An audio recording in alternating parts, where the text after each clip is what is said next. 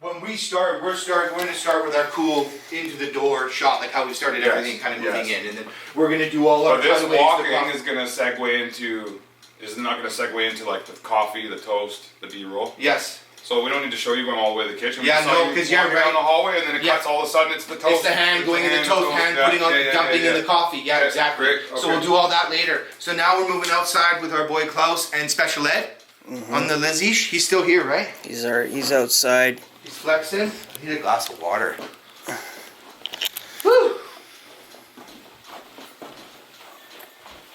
We got the Brita. I refilled it. I wasn't that guy, you know what I mean, who drains the Brita and then doesn't put it back. Oh, you mean a fucking prick? Yeah, because like I used to do stuff like that, but as you get older, you kind of like, you know, I don't know, it's like a respect thing, you know what I'm saying? Because you appreciate if someone did that at your house, you know what I mean?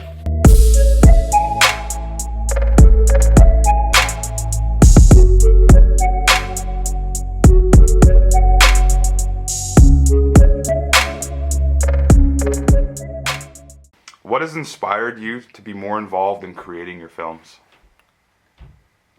I think I've just always had a love for it, and you know, I came to a point in my career where I just had to, for my visions to be able to be, you know, get out to the world and to follow through creatively. I had to jump in and just do it. I had to, you know, stop always just relying on the filmmakers to other filmmakers and collaborators to, you know, to come up with everything. At the end of the day, these are my songs. I've written the words, I've written the script, so who better to tell the story visually than me? And a lot of times I'm inspired to write the music visually first.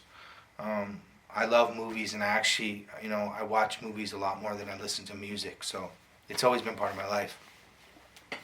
A lot of people don't realize how difficult it is behind the scenes in creating everything that you do. How is it for you wearing so many hats, and what are those hats that you wear? Since having to do the videos, you know, the video directors, you know, it's a hard job. You know, coming up with, you know, anyone can get a camera and whatever, you know, go out and, but still, I mean, there's an art to everything, you know what I mean? It doesn't matter how you do it or, you know, what your technique is. It's all about what the final product, right? And, you know, for years I just, you know, was just focused on the music. And now I have to, when I jumped in the video ring, to tell you the truth, the most difficult thing about it all is just the time.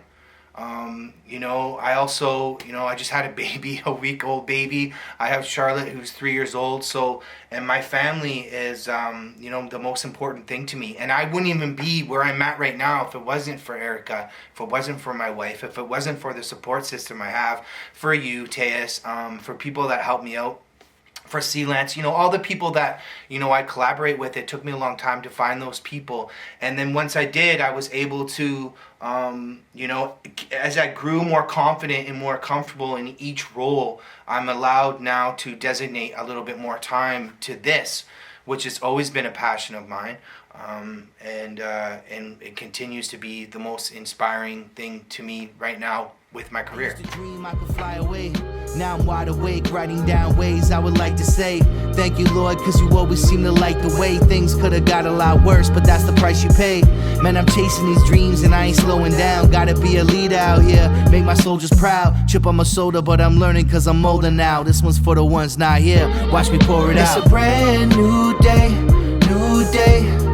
and the sun is shining. What has influenced you to become a filmmaker?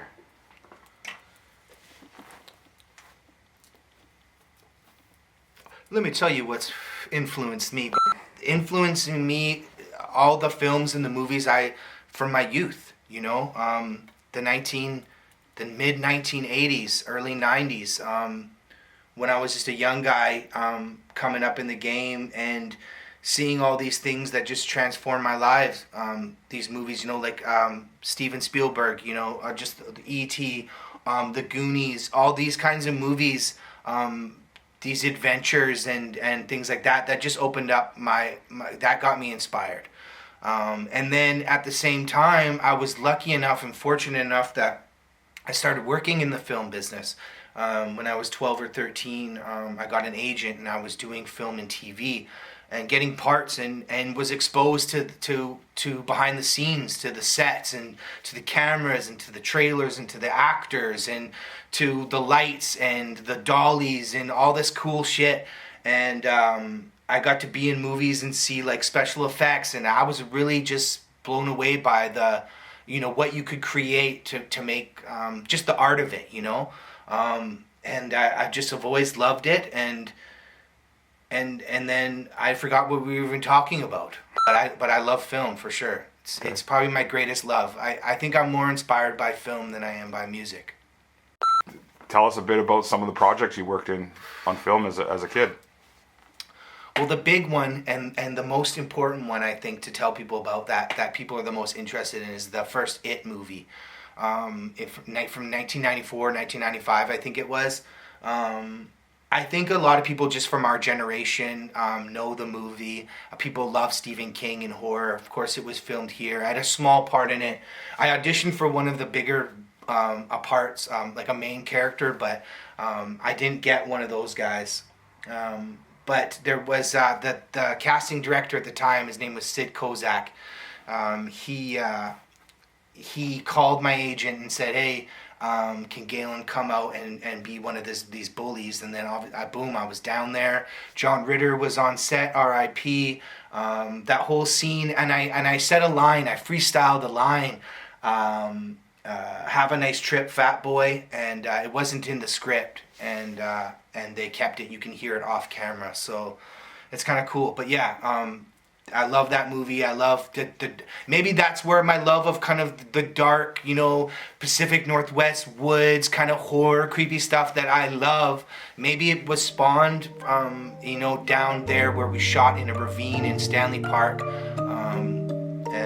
But yeah, it was a magical time for sure.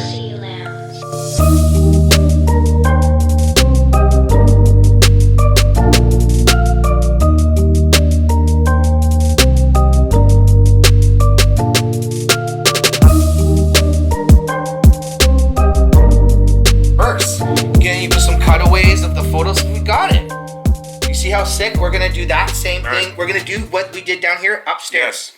Different lighting, more lit. Yeah. So it's like light and dark. Yeah, definitely. Right. So upstairs will be a bit more poppin'. Yeah. And we'll have a different look. And then there's the opening, getting out of bed. Just use that one long take for the verse, and then use what we do here. We'll do the B-roll. I want the bed to be like a really still shot. Yeah. Like, so almost like it was on a tripod somehow. Yeah. If we can found it. Almost like that's the vibe of that. Yeah. And then the whole thing I'm gonna perform kind of like. Lonely in the morning. Lonely in the mornings when you're gone. Lonely in the morning. Lonely in the morning. Now that the album is complete, how important is it to create the right visuals to express your message? Yeah, I think this is just Evil Thoughts, Good Intentions is a really personal album. By far, I think my most. It's got the least amount of like showboating, I'm the best rapper, which always is part of hip hop in general, and obviously part of my nature too, as an MC or a rapper, right? So it's like the farthest away from that as far as like theme wise, lots of, self-reflection, talking about just the trials and tribulations of being in the music game for 10 years plus, things like that. So it's like, it just needed to have the visuals that conveyed those things, and those stories are personal stories. So it needed personal direction. I think that's the whole point, is that's why I did jump in specifically at this time, because I needed to. With these songs, with these stories, I needed to tell, show the complete picture. So I think that's what we did. What's next for Evil? Well, we got a bunch of things we got planned. First, we're gonna finish the videos for this project. There's still a few more I want to do. I honestly, I've almost done half the visuals for half the album, and I'm pretty sure that we can continue doing the other half. So, you know, if that's something that I do, then that's, you know, something that will be, you know, monumental, because I've never really done that before. But other than that, we're gonna be working on some stuff in the fall. We're gonna be jumping into some new projects, and we're gonna be doing a crazy something.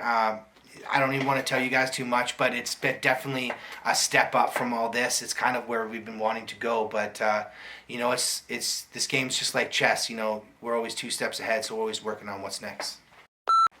Obviously, you know, with this COVID being over, really excited to do live shows again.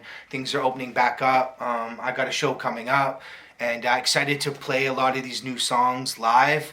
I'm putting my set list together, and it's awesome. It's 15 years, you know, it spans my whole career, and it's the best set I've ever had, because it's the most diverse, it's the most focused, it's all my best songs.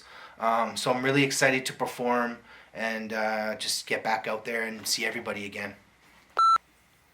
What was your question? What advice do you have for the next generation of upcoming artists? I think the most important one is this: do you really love it?